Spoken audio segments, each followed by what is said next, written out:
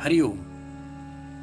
राजा जनक आणि सर्वज्ञानी श्री अष्टावक्र यांचा ज्ञानसंवाद. अष्टावक्र गीता, अध्याय 6. श्लोक 1.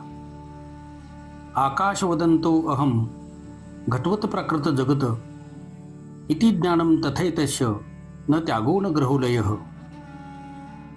अनुवाद: मी आकाशाप्रमाणे अंतिम आहे. हे जग मातीच्या घड्याप्रमाणे नाश पावणारे आहे.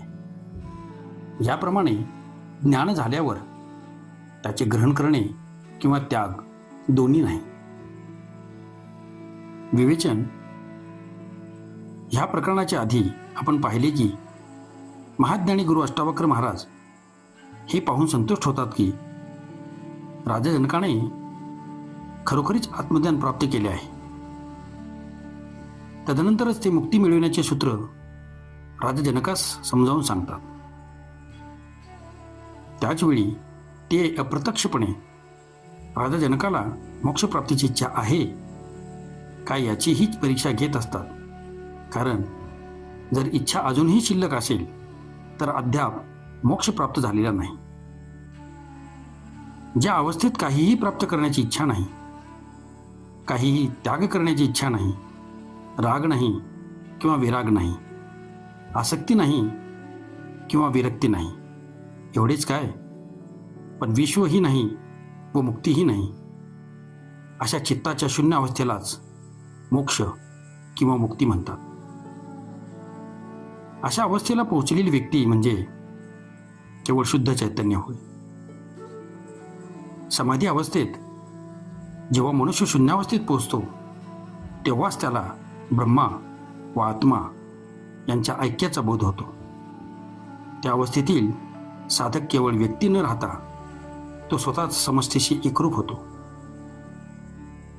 पूर्ण सत्ताशाली व अंतिमतः एकच अस्तित्व असणाऱ्या ब्रह्माला साधक जाणतो व ते जाणल्याने तो स्वतःच ब्रह्मा होतो. त्या सत्याची जाणीव झाल्याने तो स्वतःच सत्य होतो. ह्या अवस्थेपर्यंत पोहोचण्यासाठी त्याआधी अनेक क्रिया व कर्म करावे लागले. परंतु ही अवस्था येताच त्या सर्व क्रियांचा त्याग करावा लागतो, अन्यथा त्या क्रियाच त्याचे बंधन होतात. नदी पार करण्यासाठी नावेचा उपयोग केला तरी किनारा आल्यावर नाव सोडून द्यावी लागते.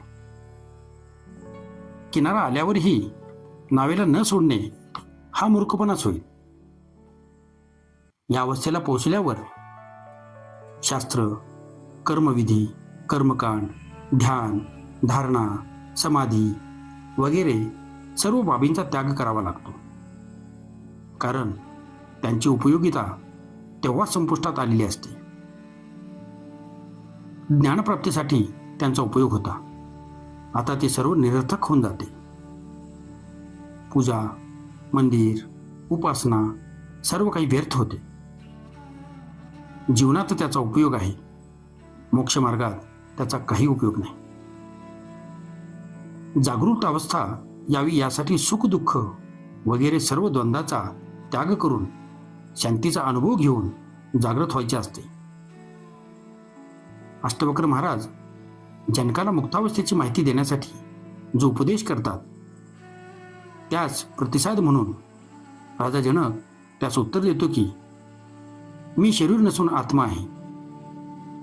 ज्याप्रमाणे आकाश हे अंतहीन आहे, असीम आहे, त्याची कोणतीच मर्यादा नाही, त्याचप्रमाणे आत्मरूप झालेल्या पुरुषाची स्थिती असून तो सुद्धा असीम होऊन जातो. हे विश्व आत्म्याचेच रूप आहे व ते मातीच्या घड्याप्रमाणे आहे. जेव्हा ही सारी सृष्टी एकच आत्मतत्व आहे तेव्हा कशाचा त्याग, स्वीकार, विलय कशात व कुणाचा असा प्रश्न निर्माण होतो. त्याग, स्वीकार, लय यासारख्या गोष्टी तेव्हाच शक्य असतात जेव्हा एकाचा त्याग किंवा लय दुसऱ्यांचा किंवा लय दुसऱ्यात होते, अन्यथा या क्रिया होणे संभव नाही. मी हे सत्य जाणले आहे की आत्माच एक आहे व तोच शाश्वत सत्य आहे. तर मग कशाचा कशात विलय होणे शक्य आहे? त्याग तरी कसा होणार किंवा स्वीकार तरी कसा होणार? अध्याय 6 श्लोक 2. महोदधीरीव अहम सप्रपंचो विचिसन्निभः इति ज्ञानम तथैतस्य न त्यागो न ग्रहोलयः. अनुवाद: मी समुद्राप्रमाणे असून विश्व त्यात निर्माण होणाऱ्या तरंगाप्रमाणे आहे, हे ज्ञान आहे. त्यामुळे न कशाचा त्याग आहे, न कशाचा विलय किंवा स्वीकार आहे. विवेचन: जनक राजा दुसरे उदाहरण देत सांगतो की मी आत्मरूप झाल्याने एखाद्या समुद्राप्रमाणे असून हे विश्व माझ्यातच निर्माण होणाऱ्या तरंगाप्रमाणे आहे, असे ज्ञान मी प्राप्त केले आहे. सर्व काही एकच असल्याने कशातही भिन्नता असल्याचा भ्रम नष्ट झाला असून आता कशाचाच त्याग, स्वीकार किंवा विलय संभवत नाही. या आधीच्या सूत्रात आकाश व घड्याचे उदाहरण दिले होते. त्यात किंचित भिन्नता असल्याचा भास होऊ शकतो. आता समुद्र व त्यात उठणाऱ्या तरंगाचे व लाटांचे उदाहरण दिले आहे. या उदाहरणाद्वारे अद्वैत स्थिती स्पष्ट केली आहे की आत्मा एकच असून त्याची निर्मिती होत नाही, त्याचा जन्म होत नाही, त्याचा नाशही होत नाही. त्यामुळे त्याचा स्वीकार वा त्याग करता येत नाही. अध्याय 6 श्लोक 3. अहम सशक्ती संकाशो रूप्यवद विश्वकल्पना इति ज्ञानम तथैतस्य न त्यागो न ग्रहोलयः. अनुवाद: मी शिंपल्याप्रमाणे आहे व विश्वाची कल्पना शिंपल्यात भासणाऱ्या चांदीप्रमाणे आहे, असे ज्ञान मला झाले असल्याने त्याचा त्याग किंवा स्वीकार करणे शक्य नाही. विवेचन: वरच्या सूत्रात समुद्र व लाटांच्या उदाहरणात किंचित वेगळेपणा असल्याचा भास होऊ शकतो.